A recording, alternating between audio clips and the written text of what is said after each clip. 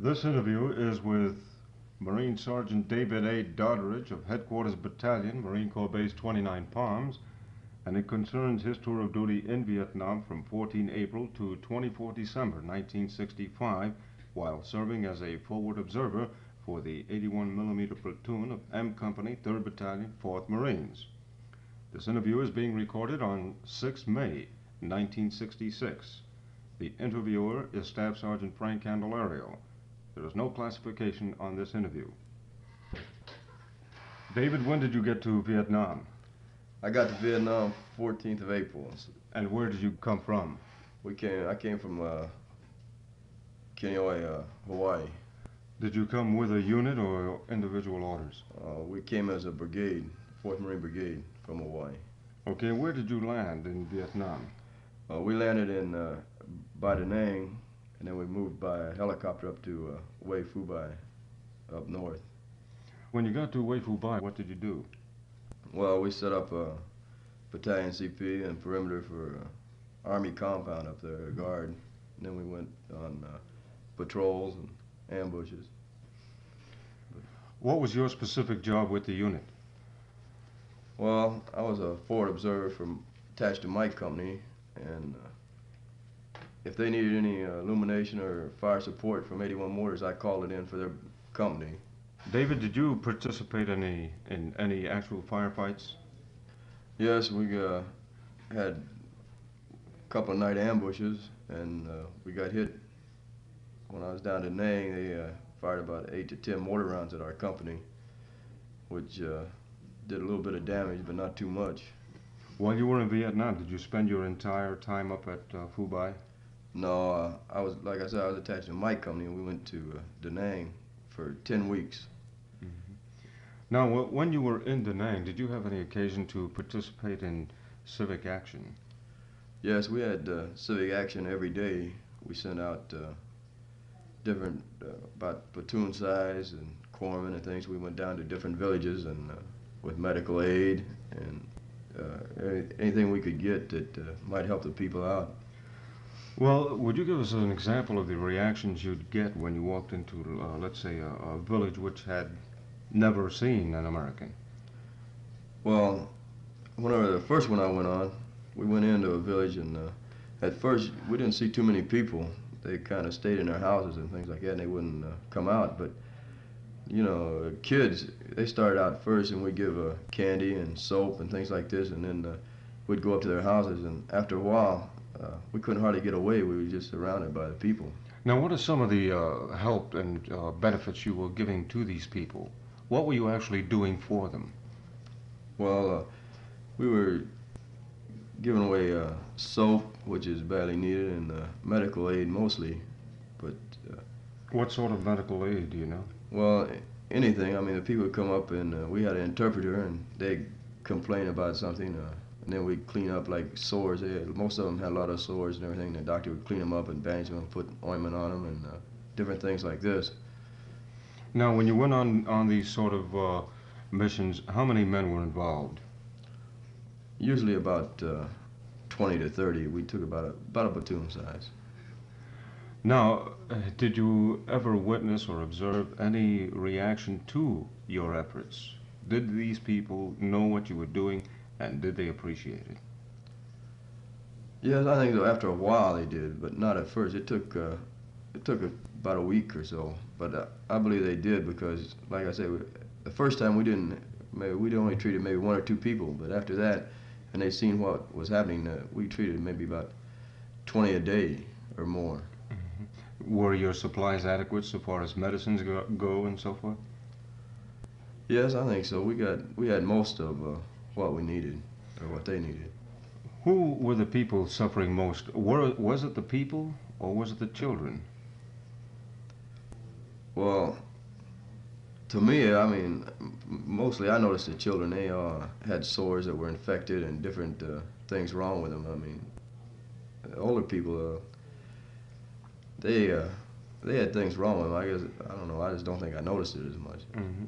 Well, let me ask you this, David. Does civic action work? Yes, I think so. I think it helps quite a bit. Did they help you when you came back so far as giving Any indication of the enemy being in the area? Yes, they helped quite a bit after they got to trust us and everything. How did they help you? Well, one example, we had a little kid that took us to about 30 pounds of this C4, I think it is, explosive, which could do quite a bit of damage. And he just turned it over to us. We were on a patrol one day. And different little things, well, that wasn't too little, but different things like this. How do the elder people react to your presence there? Well, some take it, they really like it, but and they help us out as much as they can.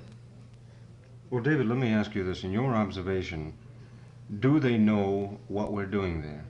Yes, I believe they do, most of them. There's still a certain percentage that doesn't, I believe. David, let's dwell on another subject now so far as your tour in Vietnam goes. How about uniforms? Did you encounter any problems with uniforms? Yes, we encountered a few as far as clothing goes, like boots were our major regular Marine Corps boots. They didn't last too long, and it seemed like we had trouble getting them.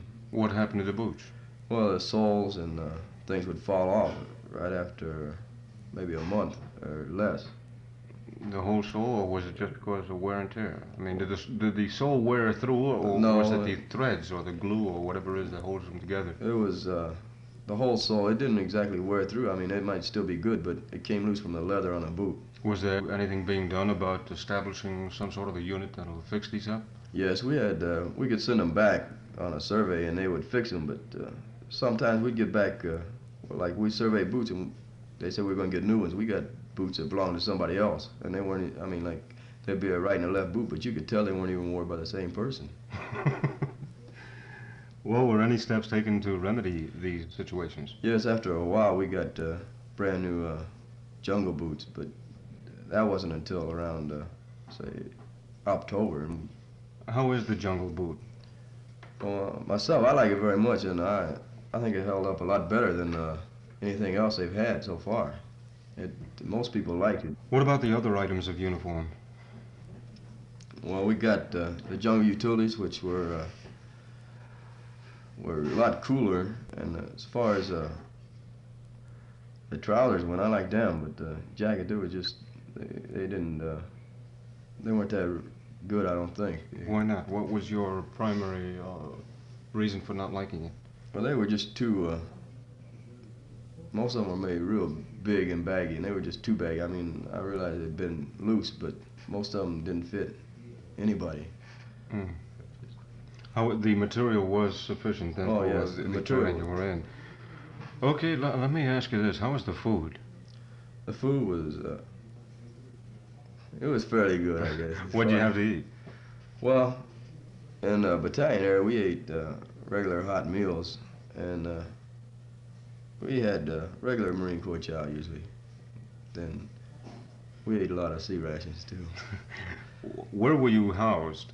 Well, we had it pretty good there too. We had squad-sized tents most of the time. After about the first month or two we were there, we had a regular squad-sized tent, and they held up pretty good, but for about the first 5 to 6 months.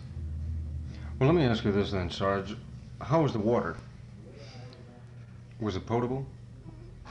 Yes, ours was.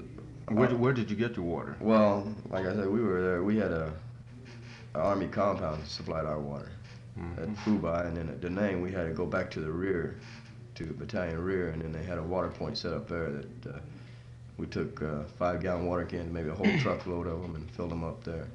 While you were in Vietnam, David, did you have occasion to go into the city of Da Nang or any of the other villages while on a liberty status?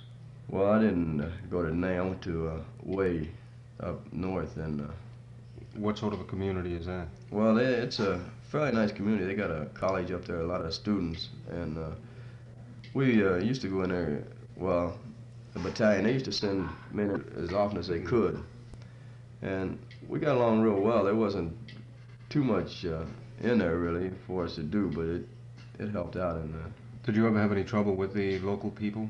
No, we didn't have any trouble. I didn't. They weren't shouting slogans like "Yankee go home" or? No, not really. I pulled R&R with 5 days in Saigon, And this one Negro buddy of mine said that, you know, they came up and talked to him, or somebody did, that, you know, they showed him his arm and everything and say same, and everything, but he just told them to get away. Mm. The people in Saigon then are different than the village people. Yes, I think so. A lot different, because they're just kind of after our money down there, like, you know. The Yankee dollar. Yeah, David, what are some of your observations of the people themselves? What are the people like? What do they look like? well, they most of them don't have too much. They work pretty hard, and they don't. From the way we've seen it, they don't live too good. But we were over there, like I said, we showed them, or we tried to, and I think they learned a little bit from us, and they started cleaning up their own houses and areas and everything. And I can't really explain what they look like. Well, what about their farming methods? Is anything being done in your observation while you were there? Did you see anything being done in helping these people to improve their methods or the material that they use for farming? No, I didn't see anything. Nothing. We didn't do anything. No. Thank you very much, Sergeant David A. Dodridge. This interview has been with Sergeant David A. Dodridge of Headquarters Battalion, Marine Corps Base 29 Palms, California, concerning his tour of duty in Vietnam from 14 April to 24 December 1965. The interview was made on 6 May 1966 at the Informational Services Office, Marine Corps Base 29 Palms. The interviewer is Staff Sergeant Frank Candelario, and there is no classification on this interview.